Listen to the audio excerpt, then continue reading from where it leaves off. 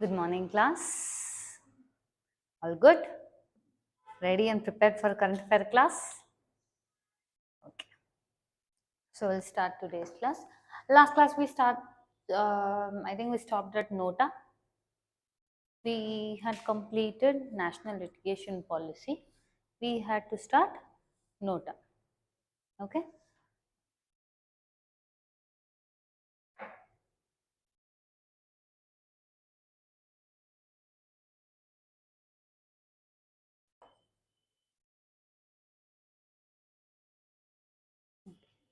See, when you do, okay, conduct elections. In India, elections are conducted by your Election Commission of India. Your Election Commission of India conducts elections. Okay.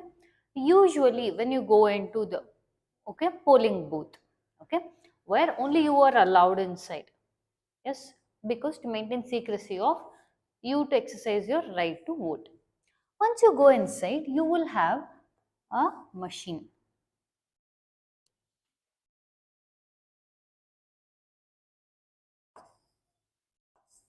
Yeah, you will have a machine where you will have name of this particular person, his party symbol, okay, and all those things. And the end, you have one button. If you press that, this machine is called as EVM machine, okay, electronic voting machine. Okay, earlier before this, what happened was they used to have the same kind of structure but on paper. Okay, you had to physically take a stamp and fix it on this. So it would mean I voted for this person. Okay, but okay, gradually they introduced your EVM machines, okay, electronic voting machines, where you just have to press it. It means that vote is gone for that person, where you can even see in one small box, this is the person I voted for, this is the particular vote that has been shown here, right? So a list of all the people are given, whoever have contested for election from that particular constituency. Clear, no? But at the last, now this is, let's say, candidate 1. Okay, next is candidate 2, next is candidate 3. Like that, how many of our candidates are contesting, all their names will be given. Last pe one option is there, that is called as nota. Okay, write on just up until here, very basics pe.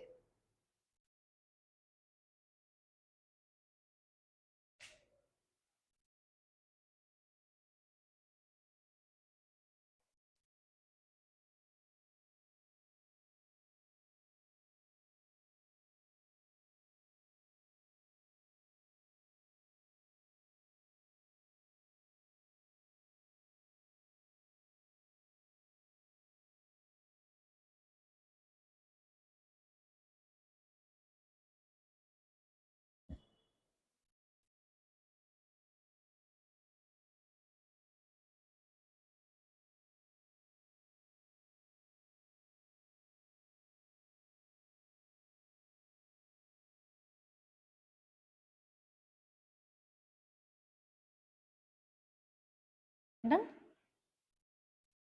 This concept of nota, we have not still discussed what nota is, but this concept of nota was introduced, was not there from beginning. See, in the statement kind of questions, okay, in prelims ke liye they can ask, nota was prevalent from the beginning, okay. No, the concept of nota was only made, okay, option from 2013 elections. Okay, only from 2013 elections we have nota concept. Now I told you EVM machine pe list of candidates are there, whoever, how many, let's say 20 people are contesting, 20 names will be there, okay, of the contesting candidates. Last option, always the last option will be nota. Nota meaning none of the above, meaning let's say up until 20 tak I have names. When you pick this option, let's say as a voter, okay, finish writing down, then I'll tell.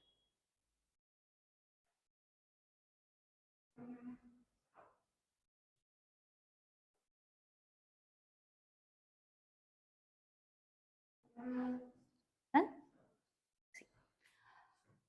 with respect to our Constitution of India, Constitution made sure of one thing.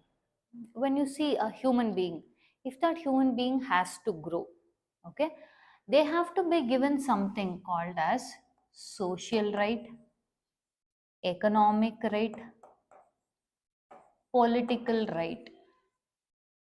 Okay, these three are very much mandatory for a human being to be a part of a society and lead a proper dignified life. That is your Article 21, right to lead a dignified life. Yes, but our constitution, remember this was made somewhere around 1950. Okay, for convenience sake, let's take 1950. At that point of time, the country just had come out from partition.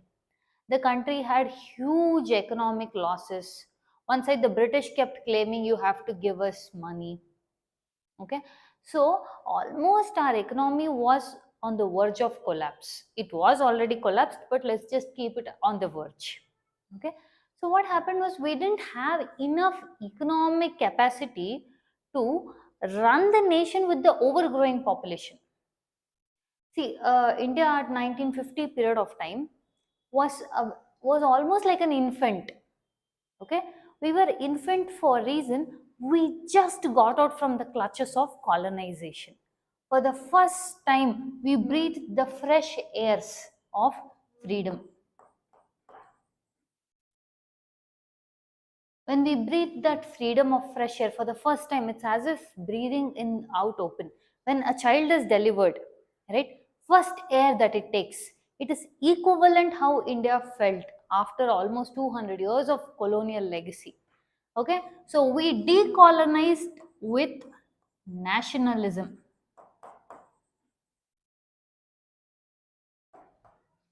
This nationalism as an ideology birthed India.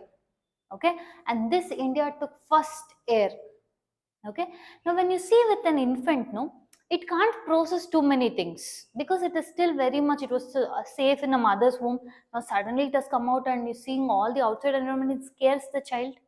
Okay, and also it can't even open its eyes properly. Similar case is how India was when it got freedom, that is your 1947.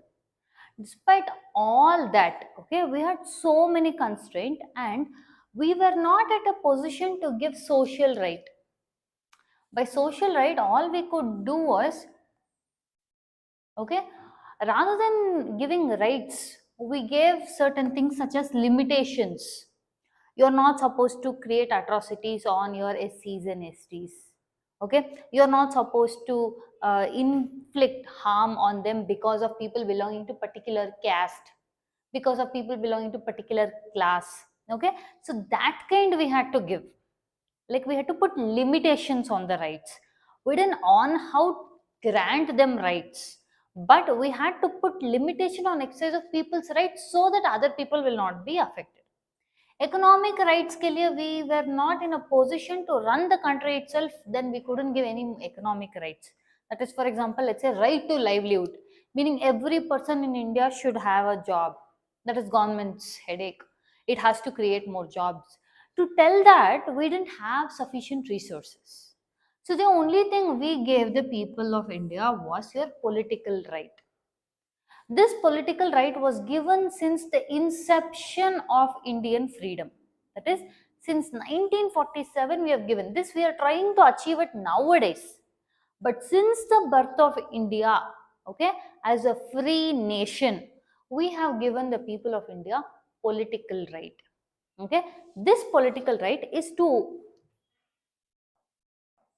first is a right to vote. Okay, second is a right to contest elections.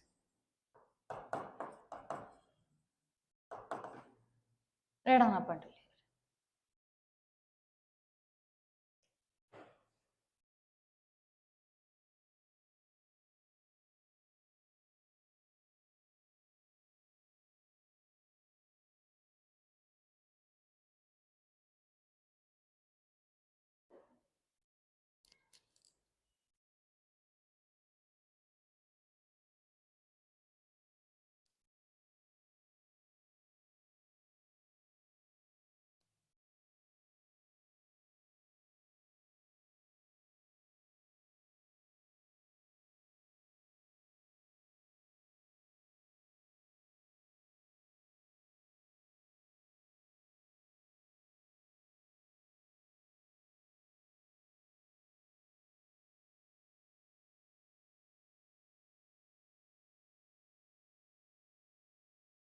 Okay.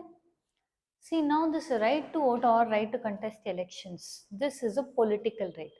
This political right is as old as India's freedom. Okay, if we say we are celebrating 75th year of independence, we're celebrating 76th year of independence, how many ever independence we celebrate, that many years we are having this concept of political right. Meaning, I have the right to vote. India gave the concept of universal adult franchise. Okay, see, before independence, concept of election took place, but real election did not take place. Okay, when we say real election, the whole point of election is people are voicing their opinions out and picking a representative for them. Yes, but back during the British time, or at least before 1947 tak, the sole concept that they used to pick people, okay, or at least the British thought the only people who are entitled to have an opinion to select the people as to who should rule them should be either only wealthy family or aristocratic family or having good favors with the British. They were not concerned about India as a whole, and they always used to say that it is a barbaric nation. We are the master of civilization. If you look at it, British claims itself and claimed itself as a master civilizer, but it was a master colonizer. Okay, if you do not consider the regard of the lives of that particular country, then you do not get to call yourself a master civilizer. Okay, and if the so called civilization that you create comes at the cost of destroying someone's culture, destroying someone's belief and belittling someone, okay, then that is not called civilization, that is called barbarianism. They were the barbarians, not the Indians. So when India got freedom, the first thing it decided, see, multiple things per discussions were happening as to which provision should we keep among the Constituent Assembly itself. But one provision pen, no one debated that much. That was your universal adult franchise. Irrespective of your gender, irrespective of your caste, irrespective of your class, irrespective of your race, irrespective of your religion, despite any things, you are Indian, you get the right to vote. Okay, because this is your political right, you have to voice out your opinions. The priority, this much we're discussing, is because this political right is a very important concept, and for a just born nation, giving political right to the people of India.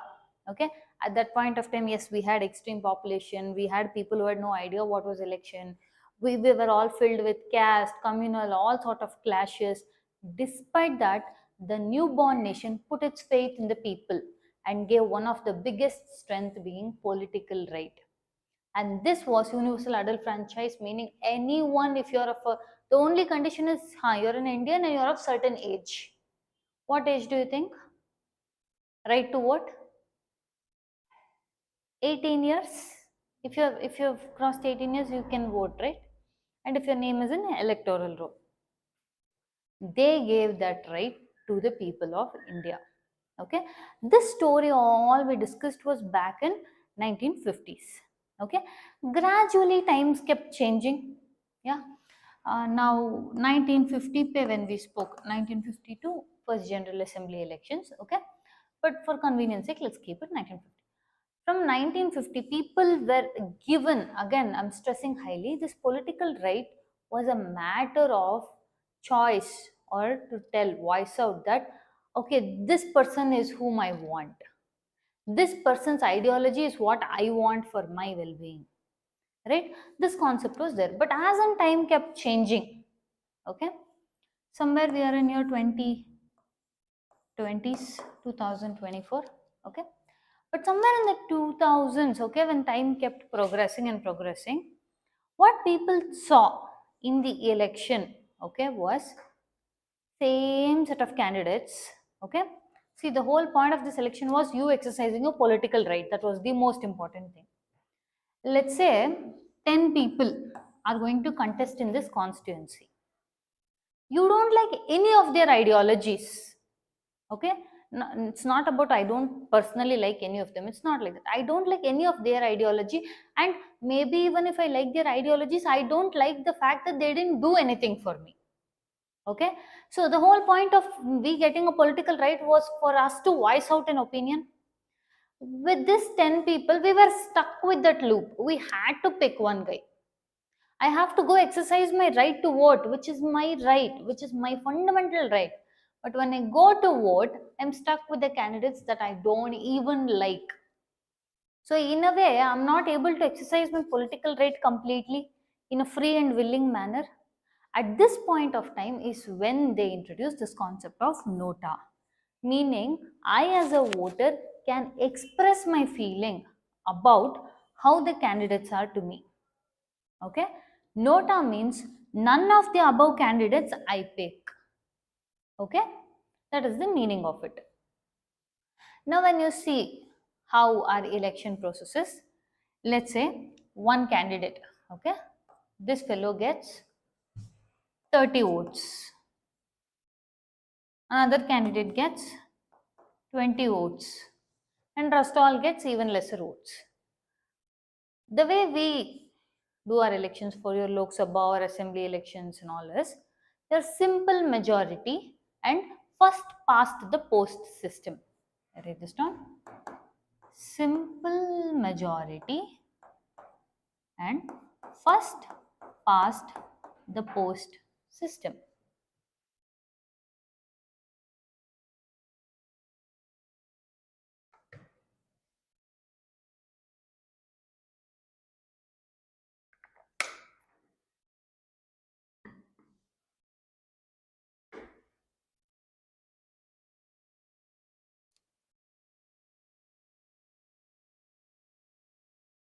Okay.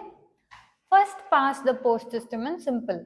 Among the candidates, whoever has got the highest vote, that fellow will get elected. Let's say 20 people are contesting and this guy has the highest votes. Then this guy is elected. Okay. Now with the introduction of nota, okay, what happened was, okay, this guy got the highest vote, 30 votes of all the 20 people. Okay, at this point of time, then this fellow will get elected. But now this issue has come into discussion is because in your indoor constituency, highest nota votes were recorded. Meaning, assume this first candidate got 30 votes. I told among the 20 members, this guy only has the highest votes. But the nota got, let's assume, 50 votes. So technically, if nota got 50 votes, then we should tell, none of the above candidates are selected. Let's leave these candidates. Let's pick new set of candidates and then contest election. That is proper, no? But the provision is, yes, nota votes are higher, but we will pick the next candidate who has got highest of the others, which is this fellow. So this fellow is considered as elected. Now this sparked the debate. Then what is the point of having nota? The point is to show the people, okay, bring it to public attention that they don't like these candidates, which means the next elections ke liye they will correct it. And that is what we are doing. Today we are discussing this topic. Yes, we haven't just left it off. This is the rationale behind having nota and also it not being counted. Yes, we have to go further ahead. We have to make nota into an option, okay, a valid counting option. But still that is a long way ahead to come. Presently, this is the structure. Okay, I write down up until here.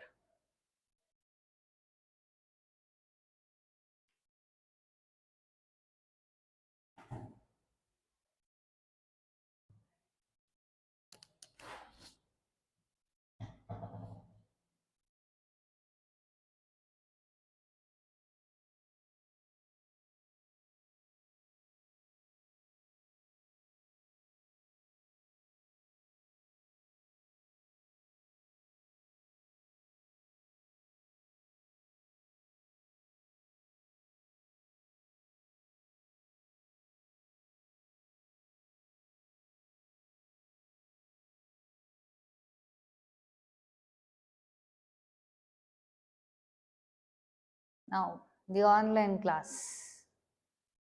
What you are supposed to do is drop in a comment as to whether you think, okay, nota votes should be considered. Okay, comment yes or no. Now, should be considered meaning if the nota votes, like in this condition, it's higher, right? If that is the case, should the election commission consider yes, now these candidates are now to be removed and a fresh set of candidates that the people like are to be introduced. Should we do that or not? Give your opinions in the comment section. Okay, I expect an answer.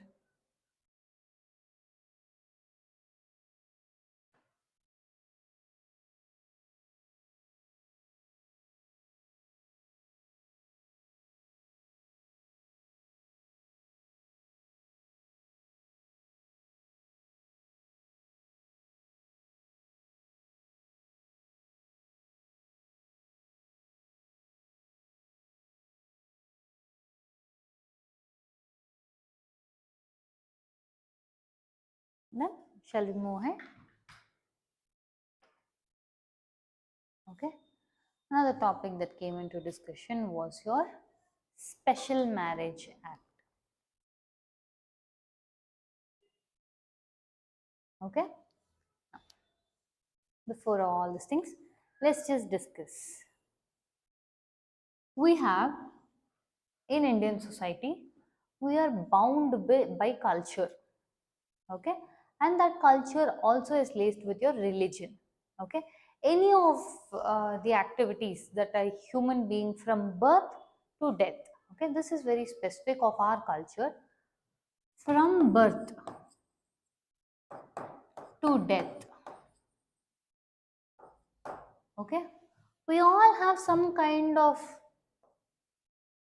ceremony. In certain cultures, when a child is born, 11th day ke liye the child is bathed, okay, and the child is made sure it is given name and all those things, so respective to their customs, to their traditions. Now, when a person has died, okay, how that the direction of the way the person is made to sleep, okay, in certain cultures, the way, okay, how that person is cremated, okay, everything depends upon their own culture and tradition.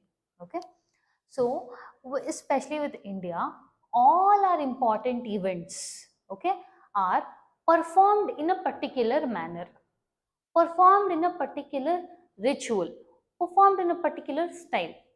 Okay, so some people may celebrate it differently, other people may celebrate it differently, the other people may not do anything about it. But as a whole, if you look at India, we all have separate ways of celebrating different phases of life. One such important event is your marriage. Okay, for all the small things itself, we have so many customs, practices, and those. Now, a marriage is considered pretty much important. Okay, at least in few cultures, they feel that we have to follow our particular way of culture. For that reason, we have to marry within our culture only. Because if I'm going to follow my tradition, my culture, my way of specific set of things, my assumption is, I'm not telling this is how it is, okay, my assumption is then I have to marry someone also from the same culture, same religion, same caste. Yes, so according to your personal laws, personal laws means you are going to get married to someone, okay, based on your religion. Okay, we have acts such as Muslim Marriage Act, Hindu Marriage Act, okay, right up until here.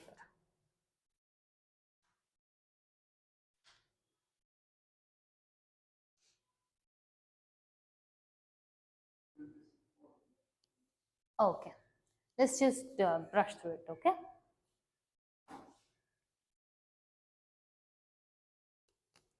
we have something called as Muslim Marriage Act, we have something called as a Hindu Marriage Act, according to which they will be dictating, okay, how the marriage has to be done, what and all. But one thing about the personal laws is that even this personal laws there is a provision for your marriages of special kind, meaning let's say one person, let's take Hindu Marriage Act. The person who is going to marry is a Hindu. Okay, the person who he or she is going to get married to is not a Hindu. Okay, not from the same religion.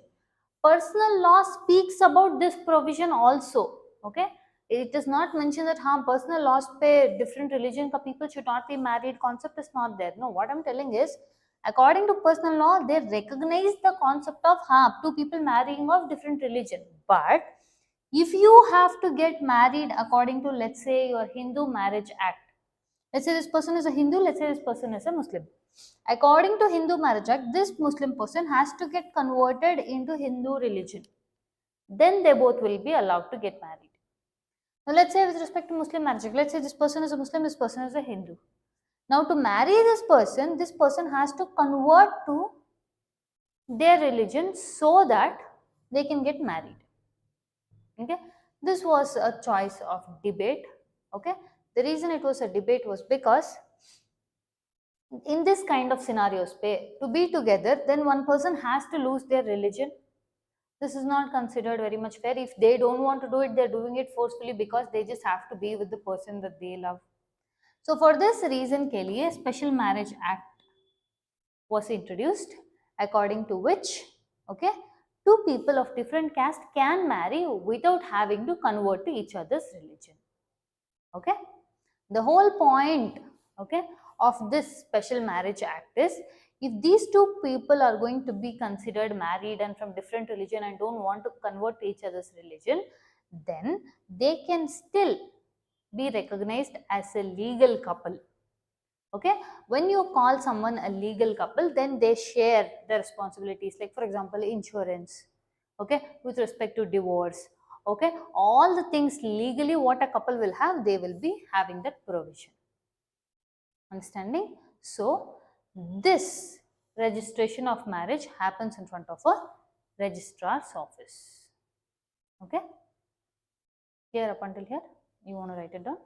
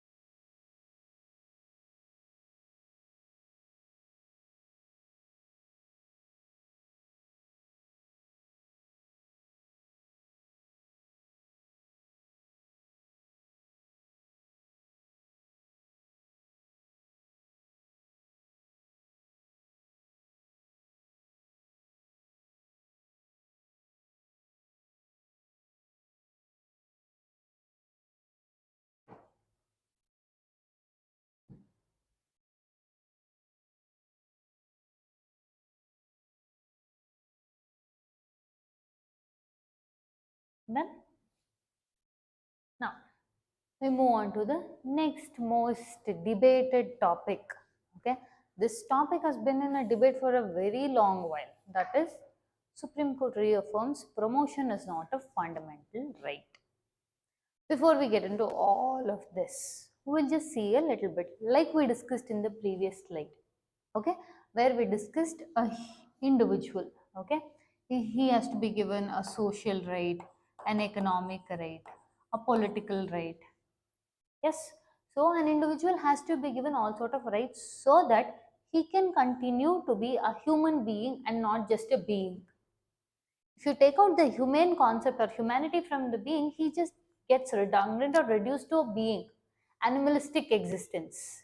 Okay, we cannot let that person go into animalistic existence, then he will start lacking the concept of a society. And a human being is a social animal, or man is a social animal, is set for that reason. So you cannot separate, and you should not separate man and a society. Okay, now what happened is, this is true of every country. Okay, each period of time they have made sure that, okay, Now when I say made sure that every society in the world that has happened, be it from the beginning or up until here, there has been some form of discrimination. Okay, some form of discrimination to an extent that one sect of people, it could be because of their religion, language, color, skin, okay, or race, religion, gender, because of any of the reasons, they have always been discriminated upon. Okay, India also had one such discrimination in the form of your varnashrams.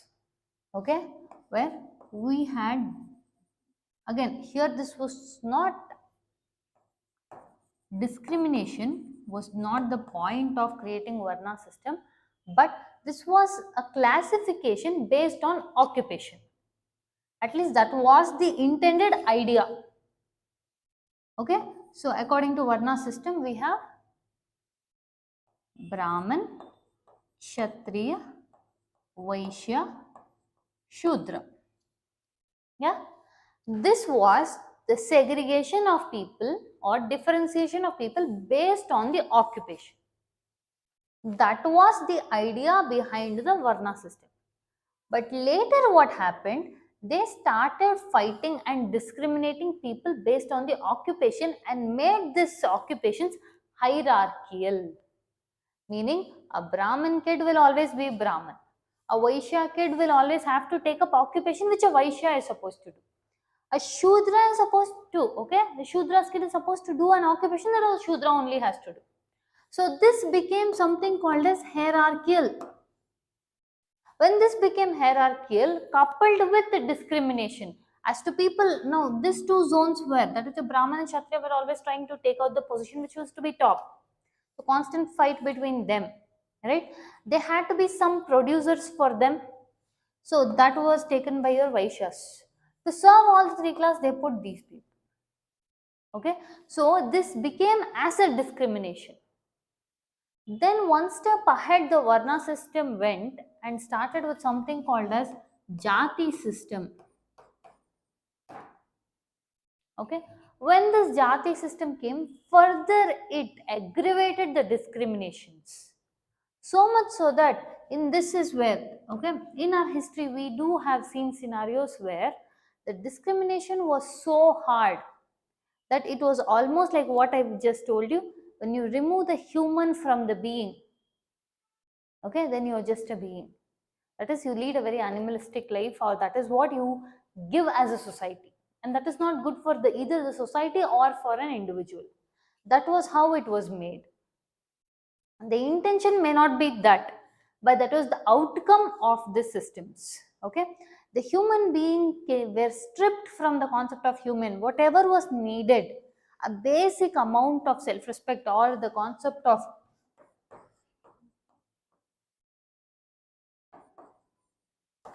dignity was taken away from them.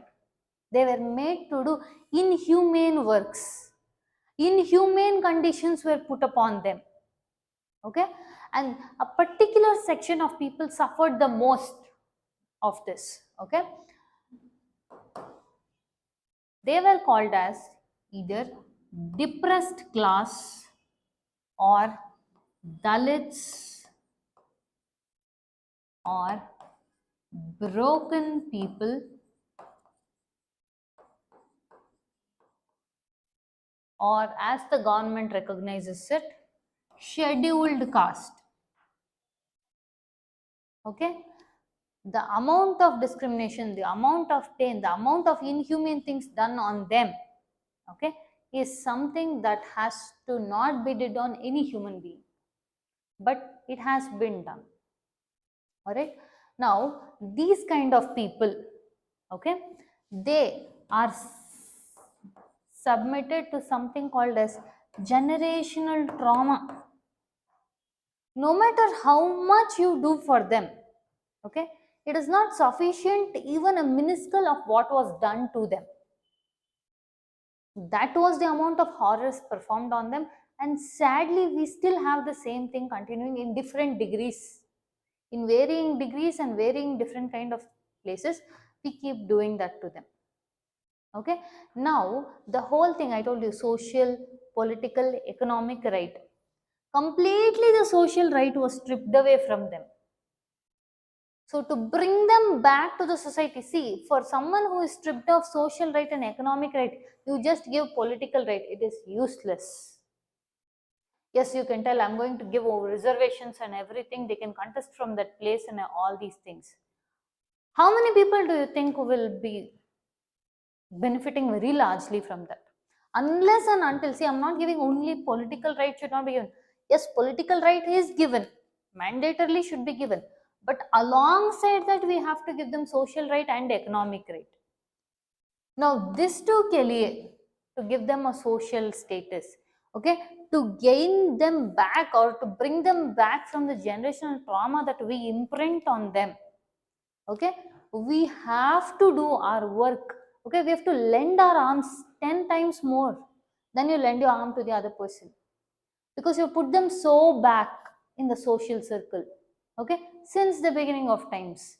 It is hard on them also. Okay, see, these are the conditions that on no person it should be put, but this section was put upon.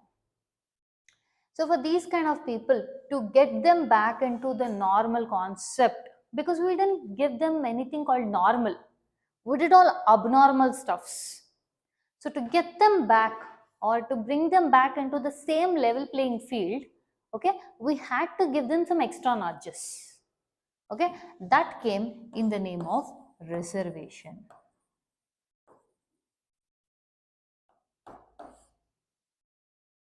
This was the nudge that we had to provide them to at least bring them to the level playing field. I read on up until here, we'll discuss what is the issue with it.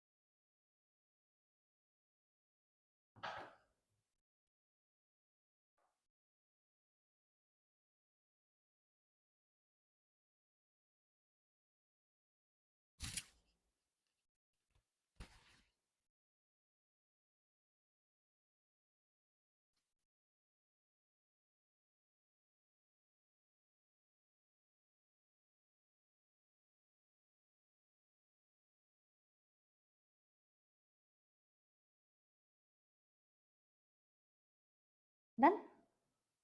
Now we've come up until the reservation. So we are giving them reservation with respect to education and employment. Okay, two terms: education, employment. Yes. Now, fine.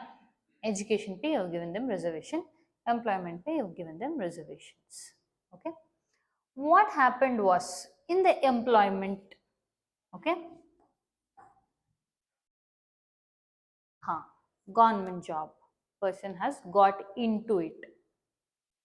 Now when you've given them reservation to come up until your employment, the conditions started coming about promotions. That is going to higher positions. Understanding? So going to higher positions is what is called as promotion, right? The debate sparked was, should the reservation be applicable in promotions too? Okay. Now, online class, I ask you this. Yes, before we discuss what Supreme Court tells and all those things, but from your perspective, should promotions be given? Okay, that is, should reservations be given even in promotions? Okay, comment in the comment section as to what do you think is your opinion on that. Okay, it's fine whatever Supreme Court told and all this, but what your opinion is and why do you think so? Okay, should reservation be given in promotions? Okay, all right. Now, this was the condition, that is, a reservation is needed for education and employment purpose. For what reason? We just discussed all this. Why should we give reservation itself is what we discussed up until now. Now, education, employment, both ke liye you are giving, fine. Largely this was, okay, initial concept was for your SC and ST. Okay, later Mandal Commission, OBC and all will discuss it further on. So reservation was given for education, employment. The concept again started coming, should reservation be given in promotions also? Now up until the reservation part, let's leave the promotions part. Up until the reservation part, it is made, okay, sure that it has to be present in the constitution.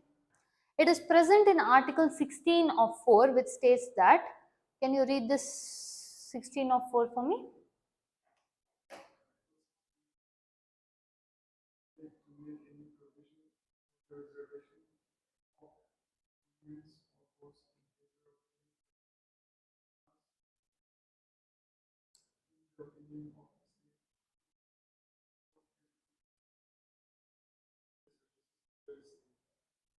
Excellent. The Article 16 of 4, see, anything from your 14 to 32 is your fundamental right. Yes. Now, to make provisions for these fundamental rights, we have from Article 12 to 35, which speak about fundamental rights as a broader term, where certain definitions are needed for the fundamental rights. So, this is why we have included a broad term of Article 12 to 35. So, according to Article 16 of 4, it states that state can give reservations. Okay, and it has not told for whom, for which caste, which community. It has left it for the discretion of the state. Look at this. In the opinion of state, if it feels that if any section is not adequately represented, then they can be given reservation. Okay, so this is important. Write this down. Just the Article 16 of 4.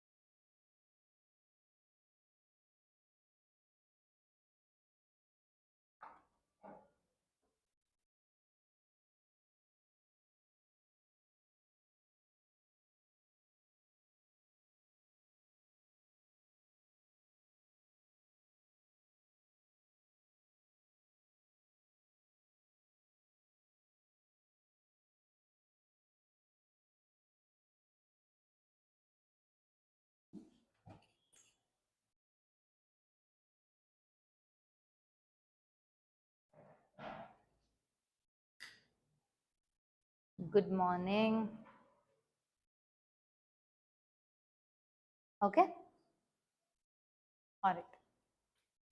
So, we have a constitutional provision as a matter of right, but not to everyone, as a matter of right to a particular section of people that state deems it necessary to give reservations.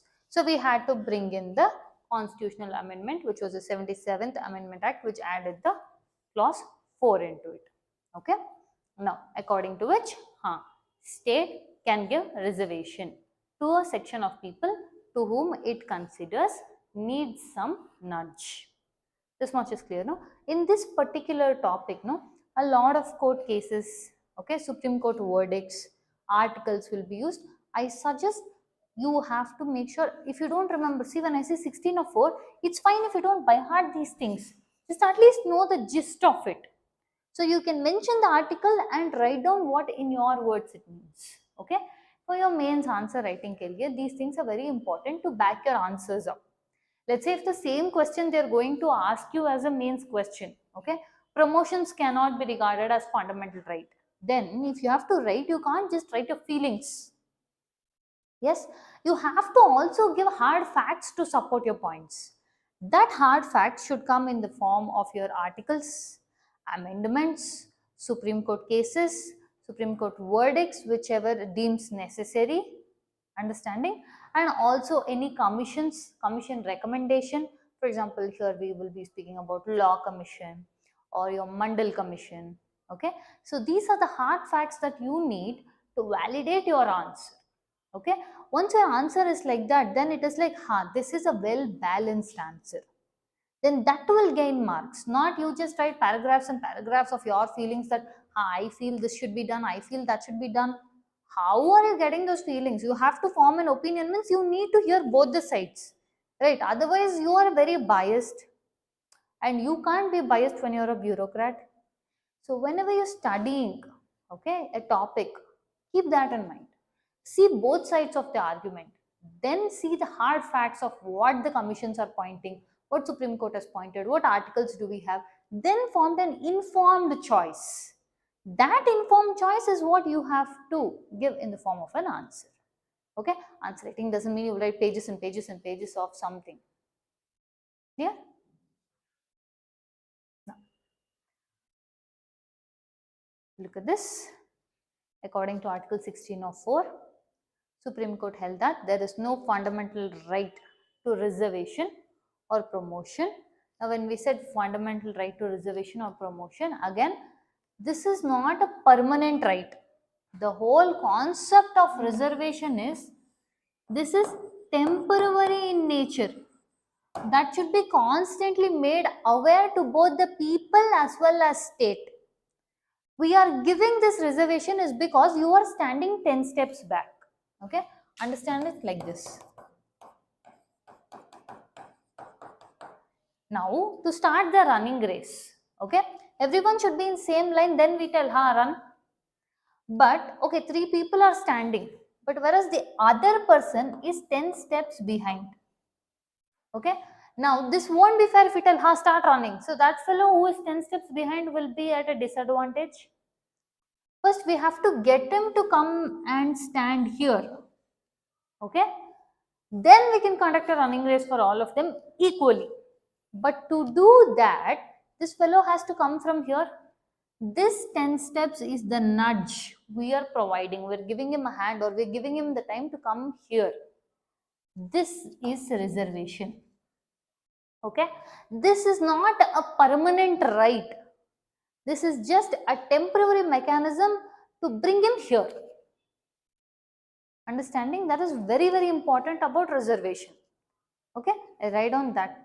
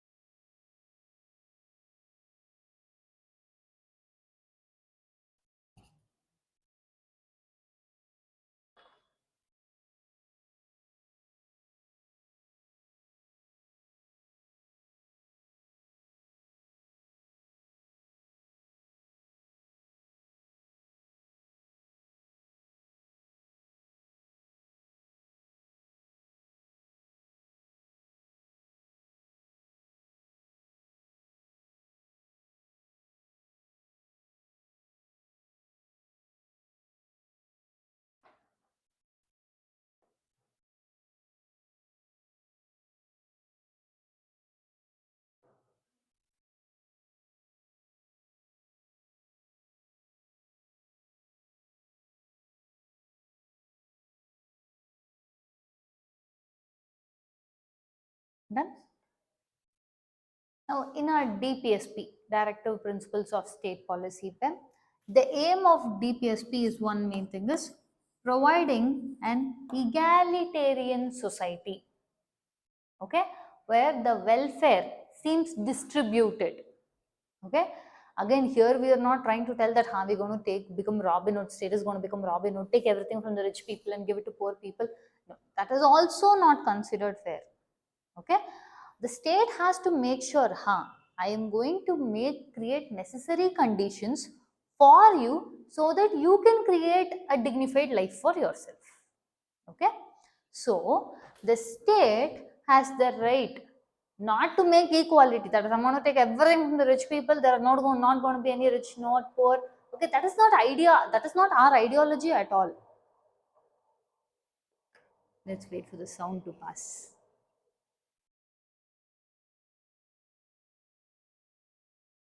Okay, as a country which follows socialism, okay, and this socialism is not the international concept, it is Indian version of socialism that we use, okay.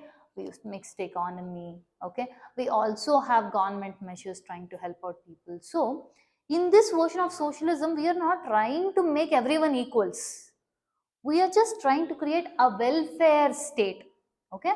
That is our aim, welfare state. Okay, by welfare state it is simple.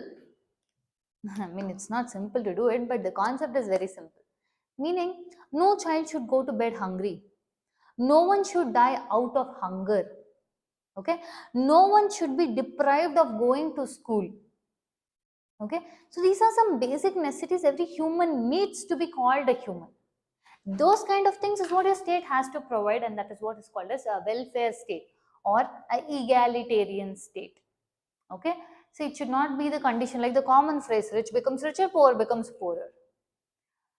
I'll tell you one example, live example, that is with respect to India.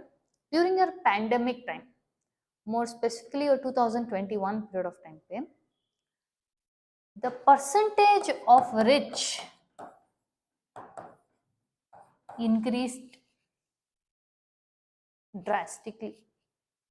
When I say drastically, the normal people, the common people ka household, livelihood, employment, life, all of them they lost, and 22% of the people, common people ke liye, all these things were on a very reduced scale.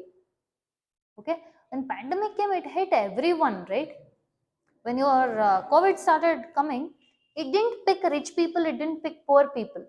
But poor people or your LIG groups, MIG group and all were higher chance of contracting the disease.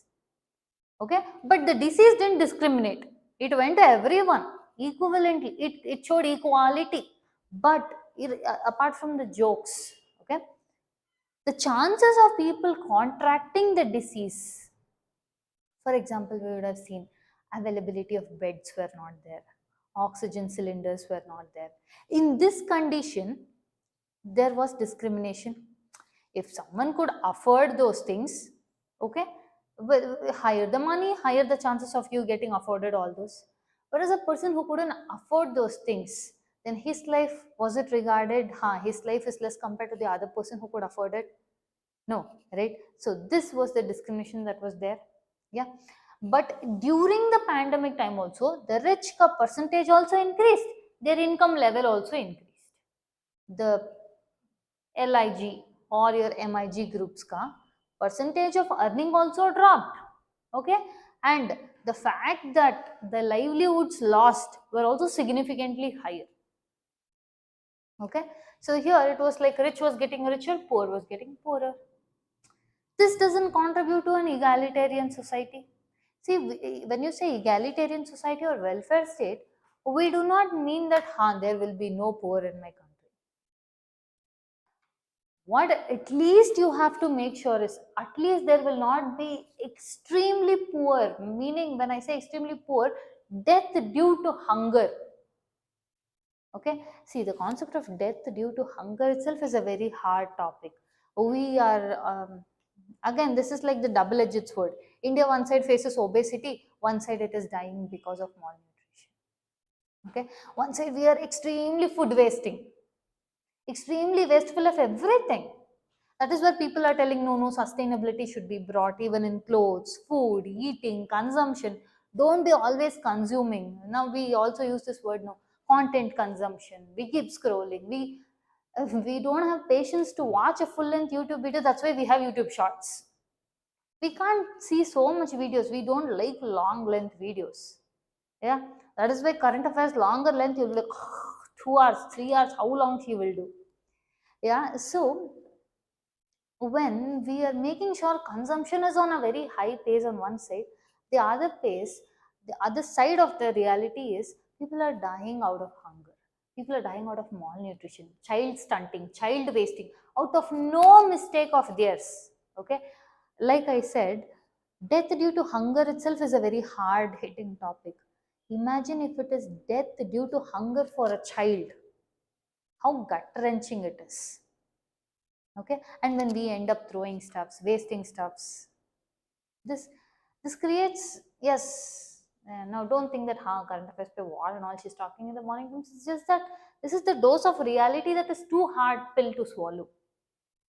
Okay, one side see, anything with respect to your society, no matter what difficulties you put on the section of the people, the highest and largest affected will always be your women, children, elderly, and especially if these sections are coming from your third world countries, and third world countries pay LIG and MIG groups. This list pay women, children, elderly, okay, the transgender people, physically disadvantaged. Okay, all these sections suffer the pain in a twofold increase. Okay, see, there's this joke that runs ahead. You've all seen, and this also comes as a meme and all, right? No matter where alien attack, if it is going to happen to Earth, it's always portrayed in movies that it'll always strike only to your United States of America or northern part of America only. Thing is, even if that meme were to become truth, even if it was to happen there, okay, let's say an alien invasion, something hit or anything, more than the place that has got the impact, you know where the impact will be felt higher? On your third world countries, African countries, on women, on children, on elderly, all this. Isn't that sad? The place which got impacted by it, that is not even having this much impact compared to the people who are in not even impacted directly by it. But that is how it happens. That is the condition of how it is.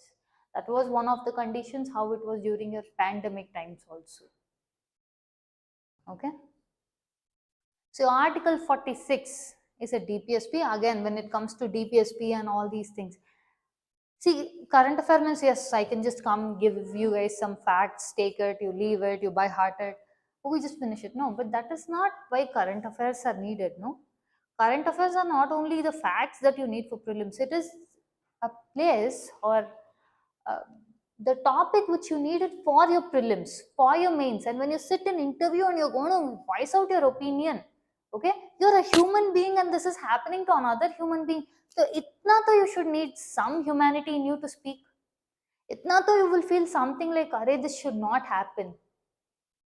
At least when you're speaking, children are dying due to death, at least this much of pain to you should feel. Otherwise, you're like completely zero, zilch, zero emotions. Then difference between you and AI is not very much, right? So you're a human who is talking to a human panelists, telling this is happening in my country and I am supposed to do this. Then though you have to speak it from a humanity perspective also. So the whole point of your DPSPC, your constitution itself has the humanity concept in it.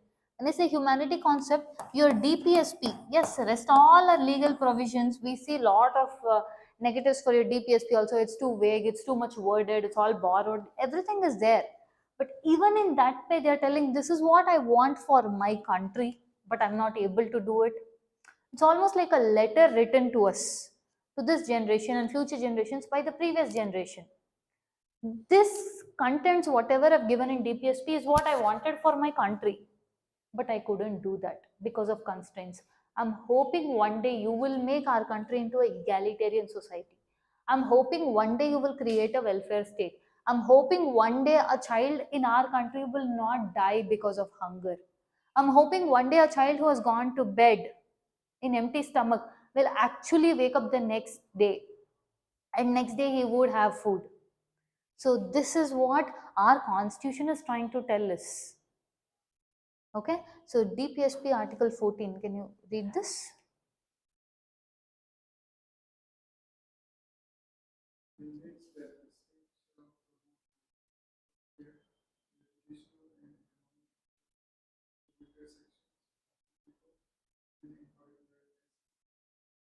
I write this down.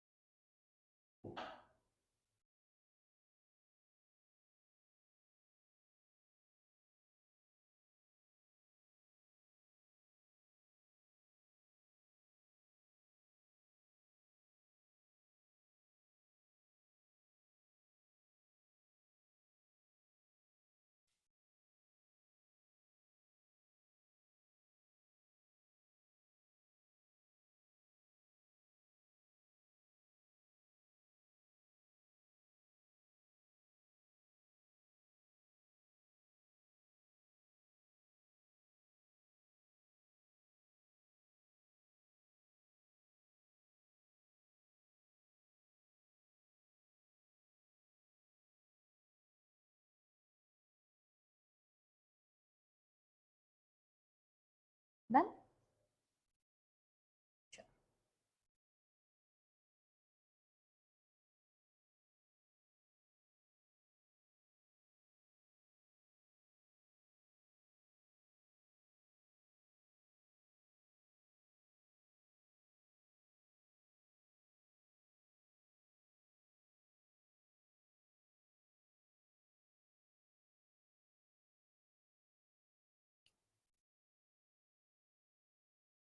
Done? So initially the reservation was only for your SC and ST, but gradually, that is in the 1980 period of time, lot of commissions were set up. One such commission is your second backward class commission or Mandal commission, according to which they said reservation should be given for OBCs or other backward classes in education and employment. Okay, so since 1980 onwards, that is according to your Mandal Commission, the recommendation was we have to give reservation even to your OBCs. The reservation given to your SC, ST and OBC all were from your social perspective. Okay, they were given the reservation was not because whether they had more money or less money. No, it was because the discrimination we were, okay, they were put upon as a society. So from social perspective, the reservation was given. This is very important. Your Mandal Commission report, which states that 27% of reservation should be given for your OBCs in education and employment.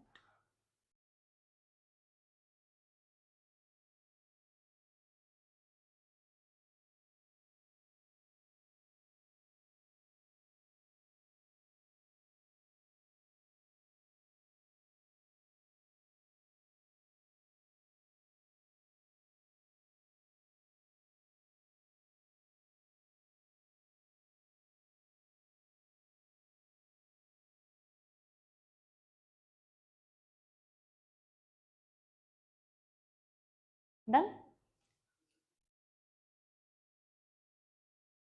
What is it? Yes, only OBCs.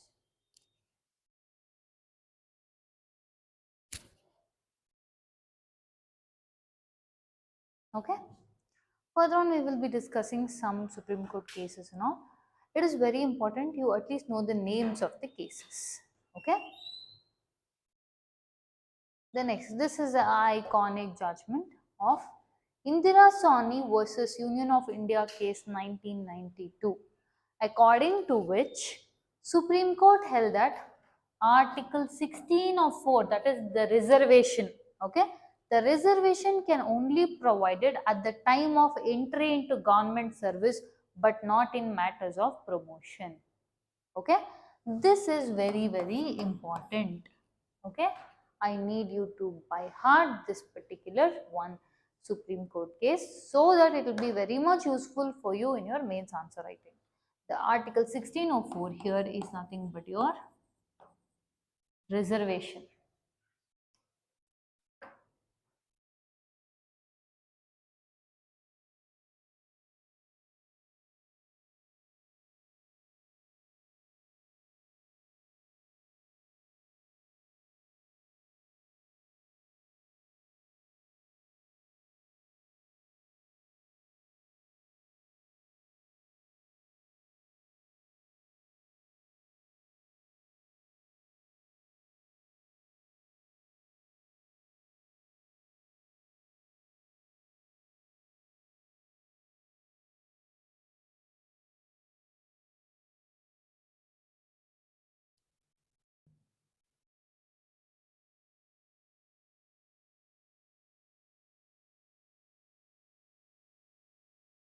Done? Shall we move ahead? Now, that was in the 1992, 1980 Mandal Commission. As and when it came ahead, there was a case which spoke about M. Nagaraj versus Union of India case 2006, according to which, if at all, okay, if at all, the state want to make a reservation. This is very important because this is again now in discussion for a different reason. If a state want to make a reservation, see 16 of 4 states what? Reservations are there, education pay, employment pay, that is only up until entry level. That is once you enter the government service, their reservation will stop. After that, whatever it comes, it is up until the concept of seniority. Okay, that concept. That was what your 16 of 4 told. In Indira Sawhney case, Supreme Court held the same ground, telling that no, 16 of 4 pay reservation is only for entry of your educational institute or employment purposes, but after entry, reservation cannot be held for promotion. In your Nagaraj versus Union of India case pay, they held a slightly different change, telling, see, this is correct only. Promotion pay reservation is not there. But if in case the state decides no, we have to keep reservation for promotions to a particular class, then it needs to do 3 important things. Okay, what is that? First, they have to collect quantifiable data which speaks about the backwardness of the particular class of people. Okay, second, that they have to show or they have to have gather the data telling they are very inadequately represented in public field. Okay, last, in all this reservation concept pe, the whole concept of that service, okay, of the job ka service ka whatever nature is there, that should not be altered. Meaning, let's say you have one job. To come into this job, people have to cross certain exams. They have to have a particular knowledge, like let's say you have to clear prelims, mains, interview, okay, and then you have to go for training. After all this, you will be put into this post. Yes. Now, If you're sitting here, then you have all the varied knowledge that you are supposed to be needing. Just because reservation is to be put, you cannot find some random person come make him sit here. Yes, then that will reduce the scope of this entire post itself. So your Supreme Court is telling that, see, reservation you will give fine, entry level tak. But if you're going to give reservation even in promotion also, make sure you have to keep in mind these three things. What is it? Backwardness of that particular class, and if at all, if they are very inadequately represented in the public field. And third thing is, the whole concept of that field or that service or that post should not be altered. These three things you have to keep in mind is what was told by Supreme Court in this particular case. Okay, just write down the 3 points.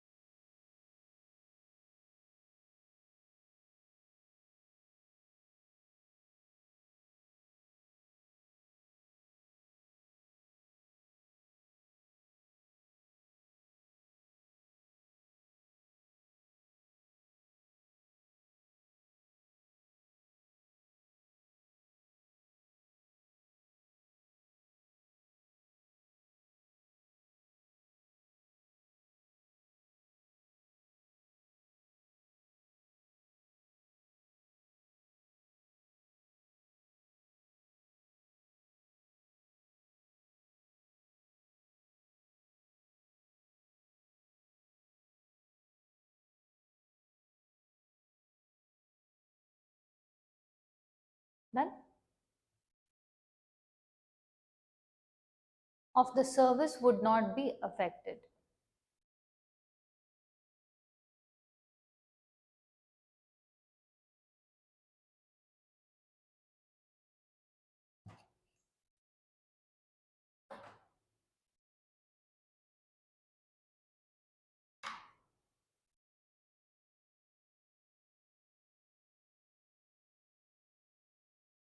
Done? Now, all the reservations that I told you that is there for your SC, ST, OBC were all given from the social perspective. Yes. Now, one thing changed in that.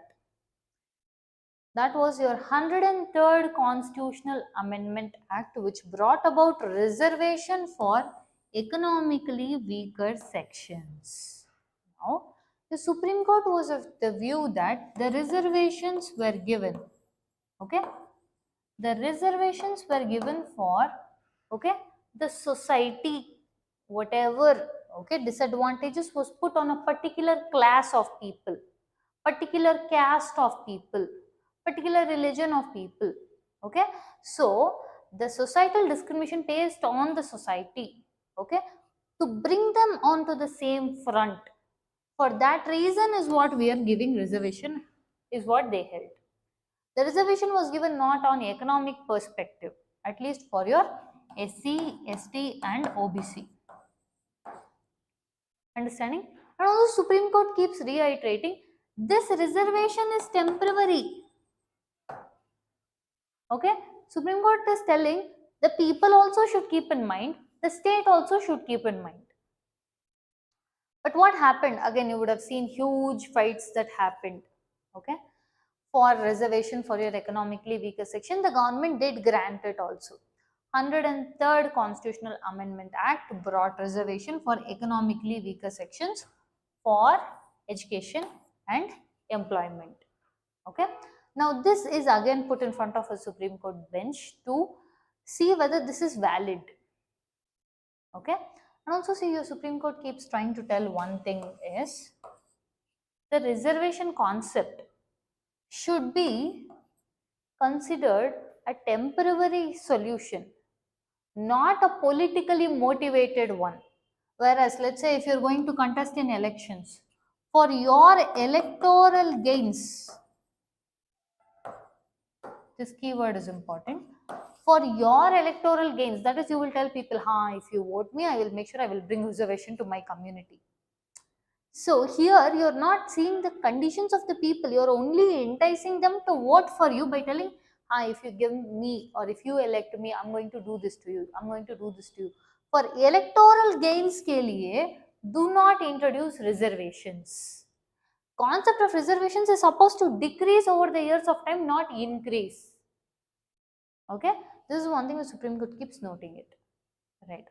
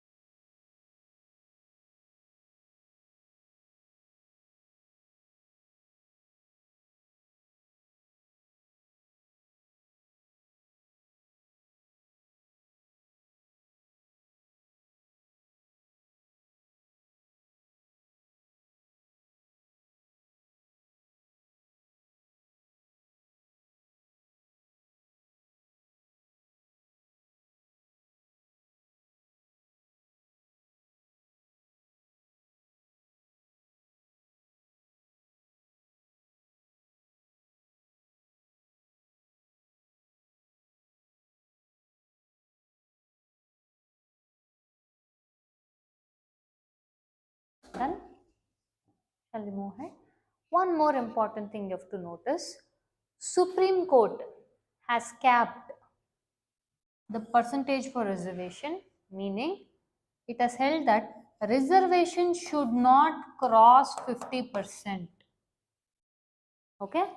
Any reservation, that is OBC ka reservation, your EWS ka reservation, your SC ST ka reservation, all this should not cross 50%. Okay? That applies to both center as well as state.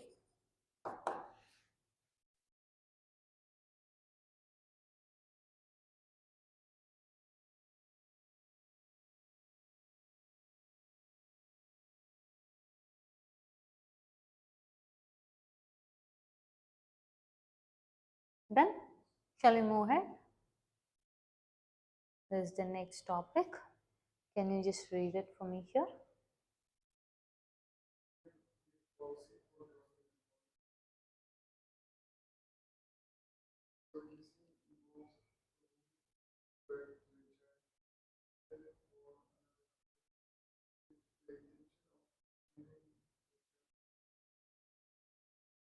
Okay. The topic we are going to be discussing is the leave policy, okay, for government employees who want to have children through surrogacy. Before we come into surrogacy, the concept of children, okay, when a man and women are able to have children, it is fine. But let's say they are not able to have children, okay, they can go for surrogacy. There are certain things to be noted in this. Let's say a man and a woman get married. It's been 1 year. They don't have child. That doesn't mean they'll tell, okay, I'll go find someone you bear child to. No. They have to be married for at least 5 years. Okay? They have to be married for at least 5 years, and they have to get the medical document which states that they cannot have a child. Only in that case they can go to surrogacy. Okay.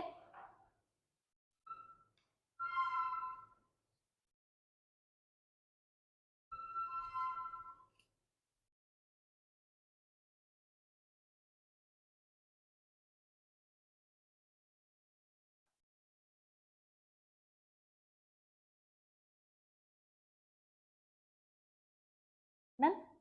Now, these two couples should not be having any children before. Let's say they already have 2 children and they decide one more we will have it via surrogacy. No, you should not have any children. But in this list, let's say you have a child who is mentally affected, okay, or has some very critical diseases, that time it won't count. Okay. Now, these two should not have had any other children before. And they have to be married at least for 5 years, at least. And they have to produce proof that they cannot have children. Okay. Then they can go through surrogacy. What is surrogacy? Meaning, uh, these two are the couples. This is the intended father. This is the intended mother. Okay. Now, these two decide, fine, we are not able to have a child, let's go via surrogacy. Meaning, the egg will be created by taking from both of them, okay, and that will be placed in a woman, okay, as a carrier or as a person who is going to give birth to the child. Okay, if you have seen this movie, Hindi movie that had come, Mimi, okay, the name of the movie, Kriti Senon, somewhere on this lines. Okay, this person gives birth to the child, and even she knows she has to give the child back to them. Okay, the sperm, egg, everything belongs to these two only. Now the child born to this woman, child, no, so I'm drawing few hairs. Okay, the so-called child born from this woman, but biologically this child belongs to the intended father and mother. Understanding? Because it was produced, the egg, sperm, everything was from this people and not that woman. Okay. Now in the surrogacy, let's say this person gives the sperm, this person cannot give the gametes, this person cannot give the eggs. Okay. It has to be them, and this people, a biological child is this child. Understanding? Now, if this people, okay, want the child, okay, they will take care of all her medical cost, insurance cost, fine. Okay, that is permitted. But if they decide, they will go approach this woman only telling, we will give you 10 lakh rupees if you become the surrogate to our child. That is, if you can give birth to a child. That is not allowed in India. That is called as commercial surrogacy. Okay, meaning this has become actually the hard thing is that is also their hard reality. There is this concept of commercial surrogacy where that's become a business, where they become surrogates for the child, for parents. That itself is one hard wrenching thing, but the sad part is what happens after that. Sometimes, okay, sometimes these people decide, no, they don't want the child. Sometimes they both divorce and in the process, and they'll tell, I don't want it, you don't want it. So these two decided they wanted a child. This person decided, they'll give me cash, kind or anything. So this person decided to have the child. But now if all three of them decide they don't want the child, what happens to this one? Out of no mistake of its, okay, all three of you decided in different reasons for yourself, and now you want to abandon the child. How is it fair for the child? Right? So in these conditions, it is too heart wrenching. Okay. So one thing is, commercial surrogacy is not permitted in India, meaning you cannot make this like a business. Rather, altruistic surrogacy. Okay, let's say this woman, okay, is a close relative of them. Okay, that kind of person will decide, ha acha, my folks are not having baby, I'll just become a surrogate. She should have had kids before of her own.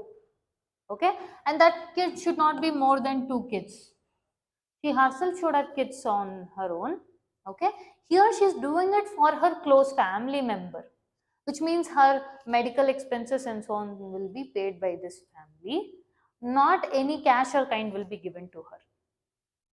Okay, so here she is just doing this noble thing where she is giving a child to a childless couple. Understanding? This is called as altruistic surrogacy. This is allowed, this is not allowed. Commercial surrogacy not allowed, altruistic surrogacy allowed. Okay, yes.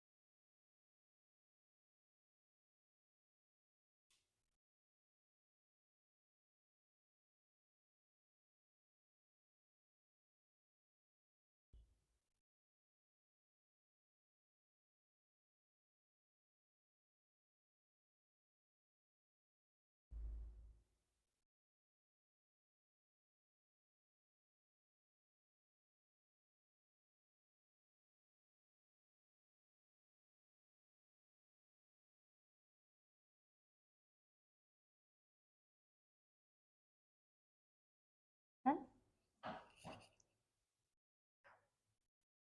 Understood up until here?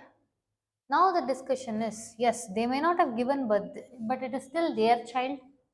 Let's say these people are working in government, then they also need leaves.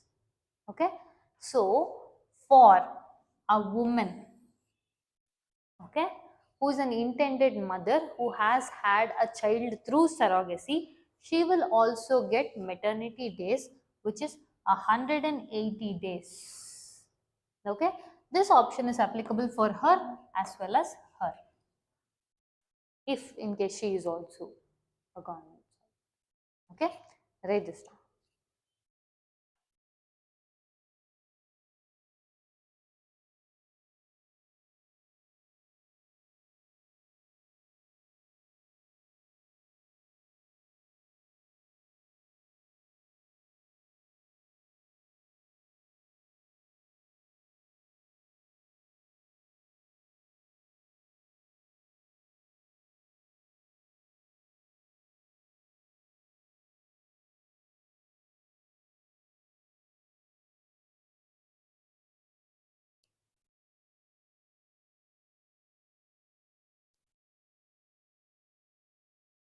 Done? Now the intended mother gets 180 days of maternity leave. The intended father also gets a paternity leave. Okay, write it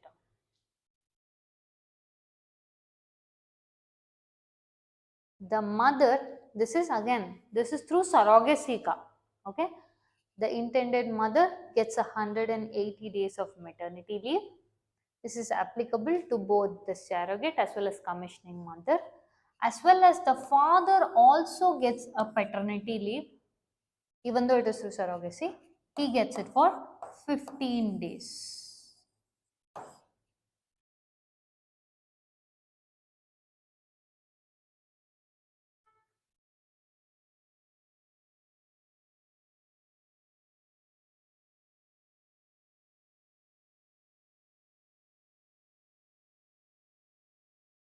Done? Okay. This I want you to remember. The Surrogacy Regulation Act of 2021 states that commercial surrogacy is not allowed, but rather altruistic surrogacy is allowed. Okay, write this down.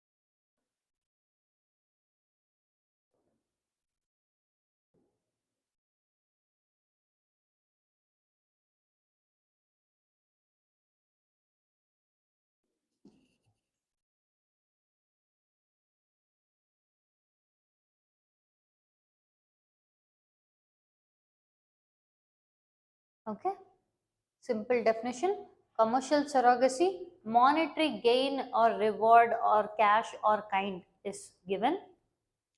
Altruistic surrogacy, monetary gain, cash, reward, kind, nothing is given. Okay, altruistic surrogacy pe a woman who has already have had at least less than two children, okay, less than two children, and she can become the surrogate to the couple. Clear, no? That person has to be a close family member, or at least a family member, if not close.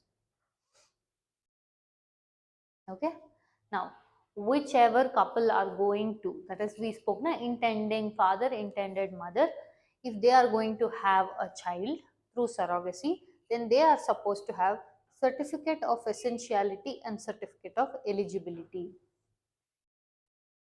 Write this down, I'll tell you what it is.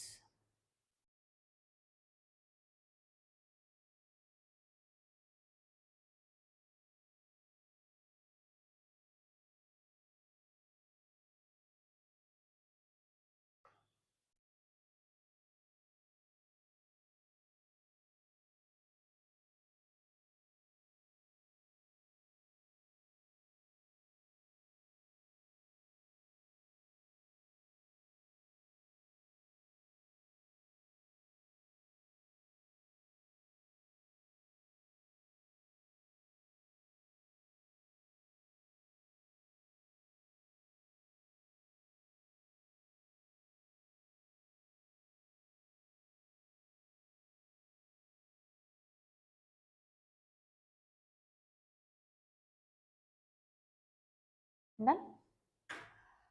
Certificate of essentiality, meaning they should have necessary medical documents which state that yes, they cannot have children on their own. Certificate of eligibility and essentiality are two most important certificates that you have to have before you go to surrogacy.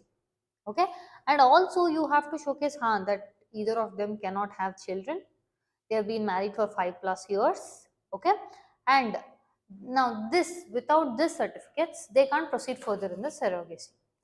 Now let's assume the surrogate mother who decides to become the surrogate, before implantation, okay, she can reject to become a surrogate. Okay, or in case due to any reasons, if they decide to terminate that pregnancy, okay, at that point of time this intending couple should get a return letter from the surrogate mother. Okay, they on their own cannot tell you can terminate. Okay, no, they should get a return consent letter from the surrogate mother if in case if they decide to undergo an abortion or termination. Okay, right.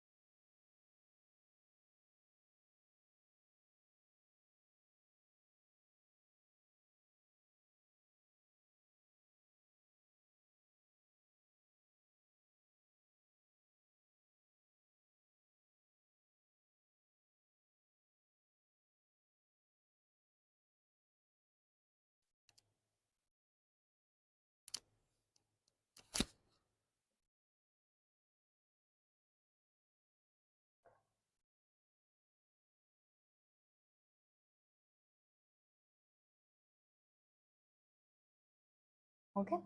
Now to facilitate and coordinate, okay, the surrogacy concept, the National Surrogacy Board and State Surrogacy Board has been set up. Okay. These both are there to do the needful. Write this down. Done? Before we just move ahead, this could be asked as a question for mains, meaning what do you think would happen if commercial surrogacy was allowed in India? Now, online class, I need you to be proactive on this one particular topic. If not the others, but this I need you to be proactive and drop in comment section as to what do you think are the implications of allowing commercial surrogacy in India, or what do you think will happen if commercial surrogacy is allowed in India?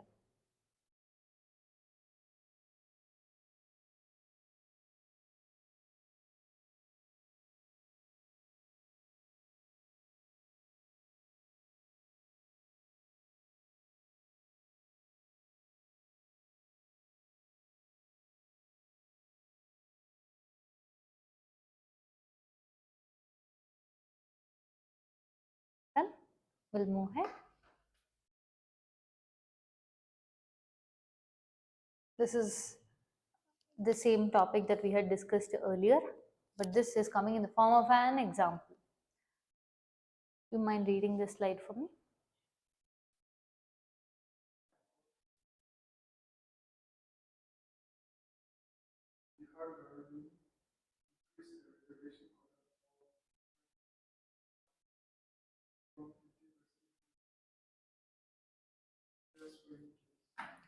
We just discussed in the previous condition where your reservation cannot cross 50% limit. This people increased it to 65%. Let's assume along with this, let's add the 10% EWS quota also. So it will be around 75% in reservation. Okay. So this court strikes down. Telling what? Rule is a rule. 50% it cannot cross. And the reservations cannot be only, okay, again time and again same thing it has to keep on telling. Okay. The reservation is not a permanent solution, first of all. Second thing, it should not be politically motivated for electoral gains. Okay. Instead of this reservation, okay, they are telling offer alternatives.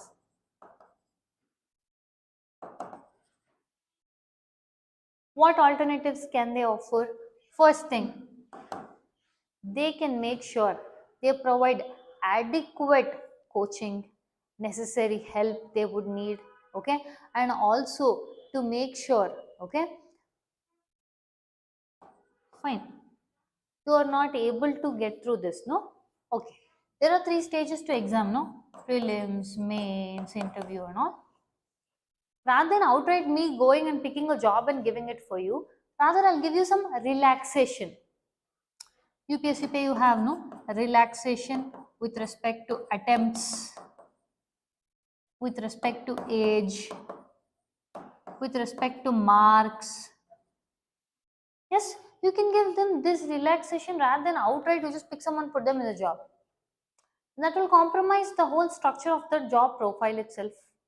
Yes, so they are telling offer other alternatives, come up with things, and they also tell that you, the political itself, you are not itself wanting to look at that. You directly want to give off reservation. Why? Because you have electoral gains. So telling offer and think other alternatives and constantly keep in mind reservation is not a permanent concept, nor is it a fundamental right. Yes, it is there in one of the fundamental rights which tells that you can give reservation. But that is not a matter of the right that I have to get that. Okay, it is a temporary feature. Why was it all introduced? We just discussed. Okay, so that is very important, and they reiterated to the Indira Sawhney case, which said promotions pay, reservation cannot be upheld. Understanding? Yes, yes, please.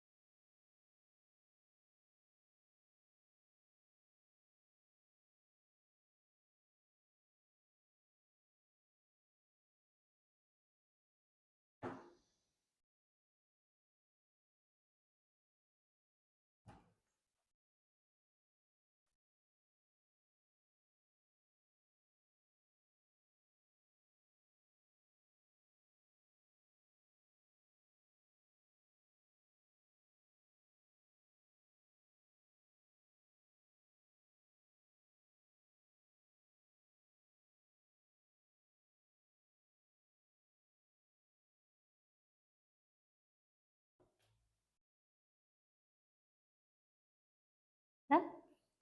So, what are the way forwards that we can do? That is, see the representation, how and on what front it is.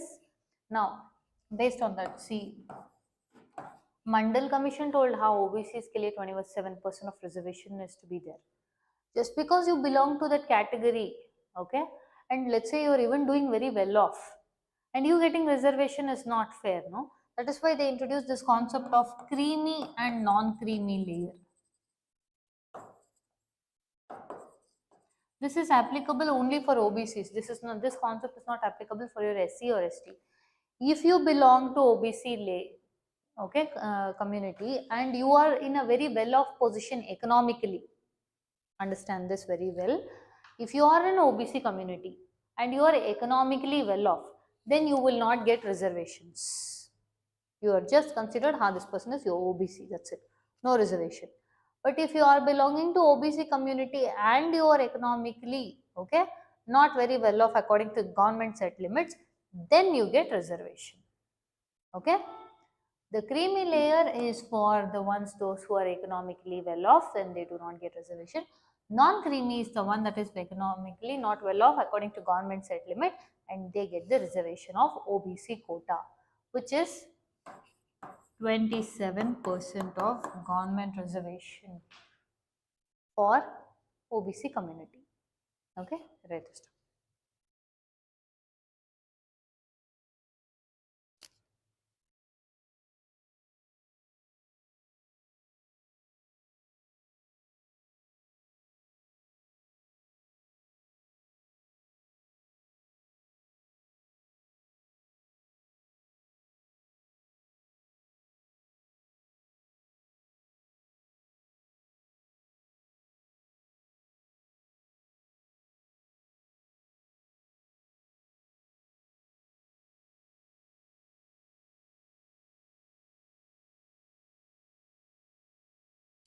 Okay, we just discussed the relaxation system.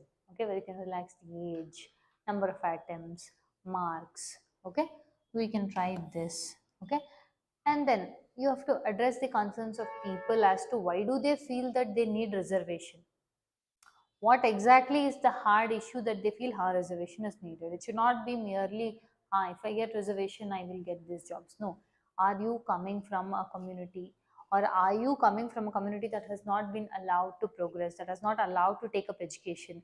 Then in that case, we have to make sure we give them adequate, okay, efforts to see that you're given an education. Okay, government has to take a proactive role there. It has to build community support partnership.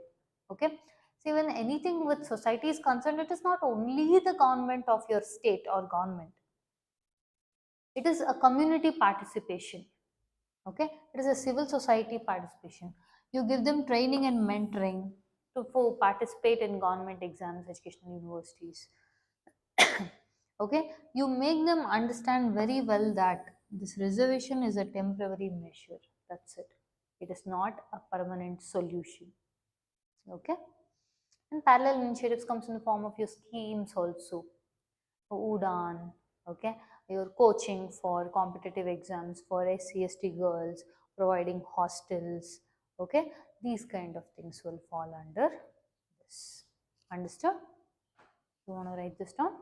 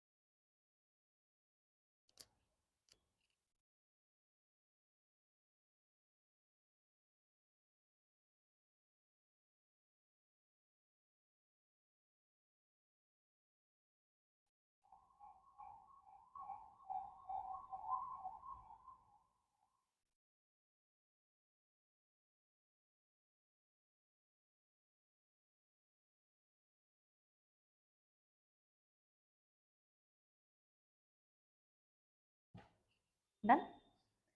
The next topic we discuss is respect your criminal justice system. See, it is simple. Crime is going to happen. Okay, irrespective of whether we want it or not. If it's the opinion left to the state, they don't want crime to happen, or people or anyone. In an ideal state, I'm telling, in ideal state no one wants crime, but real state, now we're living in reality, this crimes do happen. So crime happens, what we have to do is control that crime and impose punishment on those violators, so that it will serve two for purpose.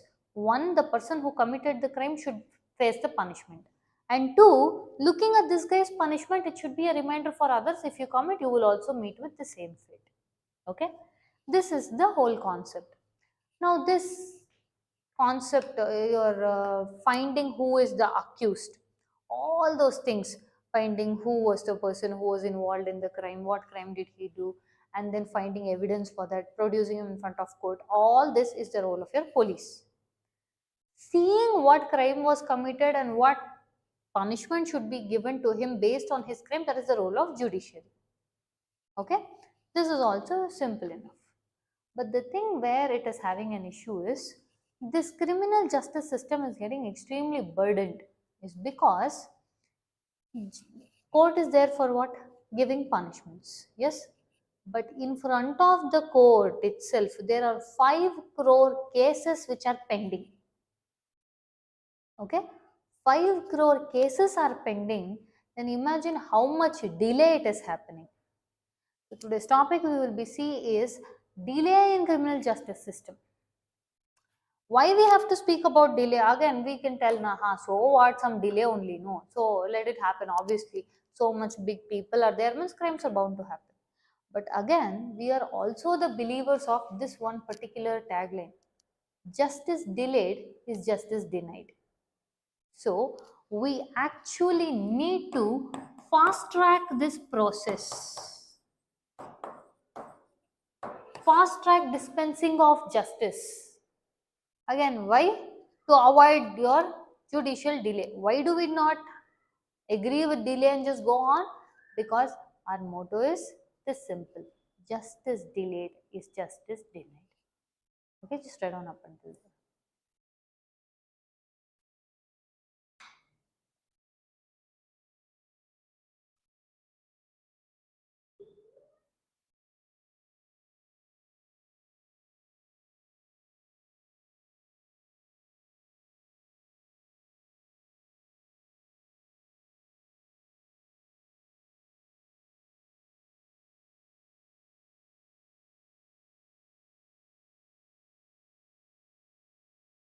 Okay, the criminal justice is based on your IPC or Indian Penal Code. According to Article 246, it states that police, public order, court, prisons, etc. are put in state list. Okay, 7th schedule of your constitution speaks about lists: union list or central list, state list, concurrent list. Okay, all these things, okay, are put in your state list. Just take a tab of this.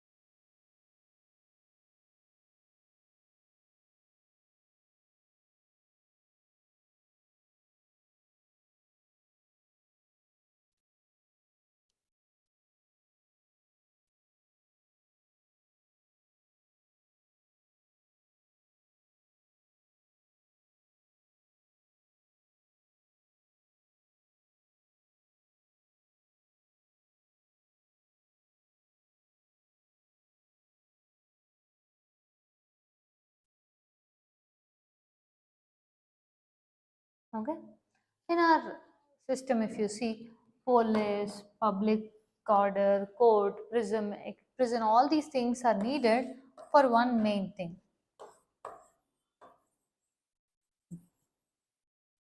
for reforming the person. Yes, we will give him punishment to make him realize what he did was wrong. At the same point of time, he has to reform, that is, change his mindset, become a person of society where, see, you have a right to lead your life. But at the same point of time, don't become a person where you will take away someone's right to life. Yeah. So you create or you reform the individual. Again, enough reform should be done to put him back to go and live in the society. It should not be like this fellow commits a crime, you go put him in prison for 10 years, again he will come back as the same person, again he'll do some other thing, again you put him in 10 years. It might be okay for him, but it is not okay for the person whose life he's taking away. So this reform oriented is what our justice system is about.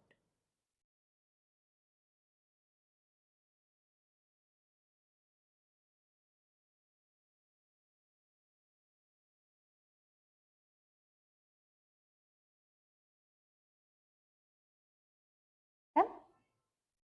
Now, our criminal justice system includes police, judiciary, and correctional institutes.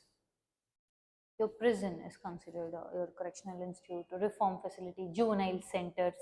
Okay, all these are all your correctional institutes. Now, your criminal justice system is built on 4 main pillars: investigation, that is the cops. They go find who is the one accused, who is the person who is involved in doing this crime. They pick him and then they charge him to prove the guilt in the court. Okay, once it is proven, the courts will now do the sentencing. The imprisonment or the punishment, whichever is given to him, is to make sure he is reformed and rehabilitated. Okay, they give options such as reading, yoga, meditation, physical activity, all these to show and control. You have to control your instincts. Okay, by instincts to harm other people, harm others property. Okay, Those are not socially acceptable. Okay, so imprisonment here in Indian criminal justice system is for reformation and rehabilitation. Right, justice now.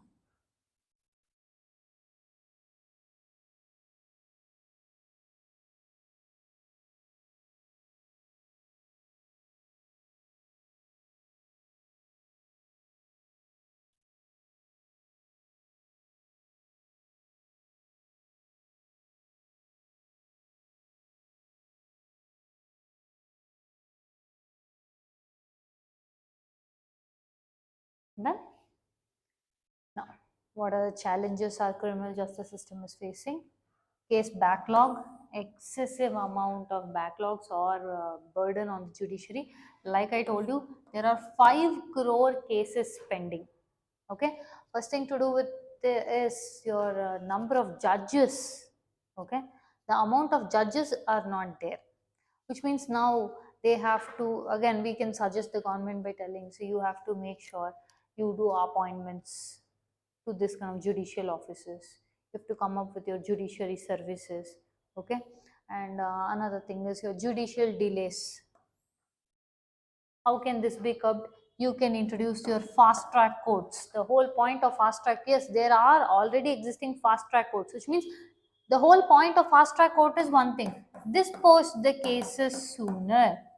Okay, that doesn't mean you will hurry the justice and like okay done. No, you will conduct proper judicial proceedings, but you will have to dispose the case sooner. But even though we have fast track courts, they have not been able to perform in a fast track manner. Okay, there's also issue of your police excess, use of force, torture, bias. Okay, all this is also come into picture, which makes it even more complicated. Okay, let's write this down. Excuse me.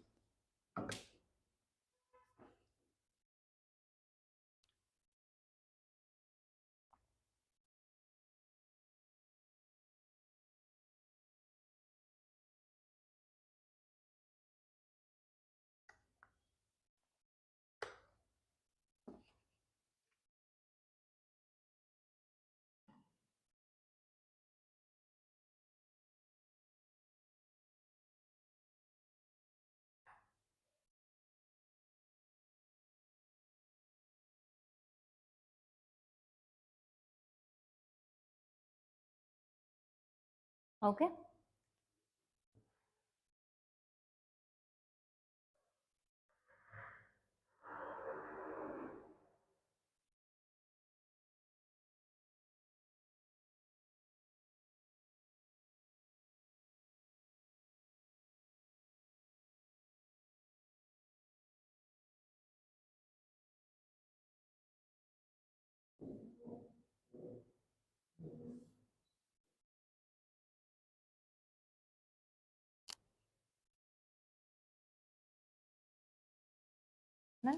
Rather, what we can do is we can do capacity building, meaning